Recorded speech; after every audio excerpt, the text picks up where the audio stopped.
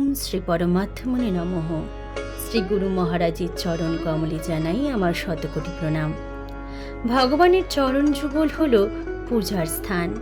আমরা ধূপ ধুনা ফুল নানান উপাচার দিয়ে ভগবানের পূজা করি। ভক্তি সহকারে প্রসন্নতা মনে ভগবানের পূজা করি। আমরা প্রত্যেকে সেই ভগবানের অংশ। গুরুদেবী সেই আত্মজ্যোতির প্রকাশ দেখিয়ে দেন। গুরুকরণ না করলে কোনোদিনই সেই পথে এগোনো সম্ভব না। সদ্গুরুই সেই পথ দেখিয়ে দেন।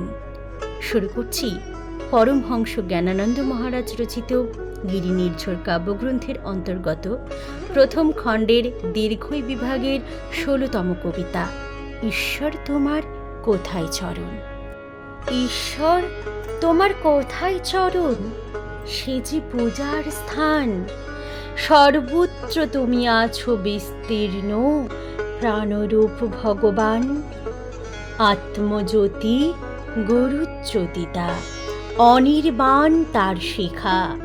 হে আত্মদেবতা তোমার প্রকাশ, সবিতি সে সব দেখা। গন্ধ অনুলেপ কি বা দিব বলো, সুগন্ধ পোশাকাধার।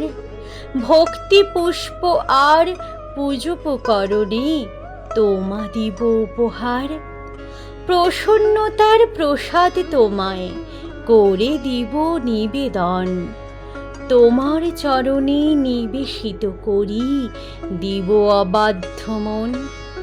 আমাকে তোমার অংশ বলিয়া করেছ অঙ্গীকার, তাই তো হে দেব সর্বসময় নিলে যে সকল ভার। সহস্র হস্ত প্রসারণ করি আমাকে আগলে রেখে। মাতা পিতা তুমি, বন্ধু ও সখা, অসীম সাহস বুকে। মৃত্যু তো মহামিলনের ক্ষণ, সমাধি তোমাতে স্থিতি। এতটুকু ভেবে ওগো ঈশ্বর তোমাতে রেখেছি মতি। হরি ওম তৎসৎ।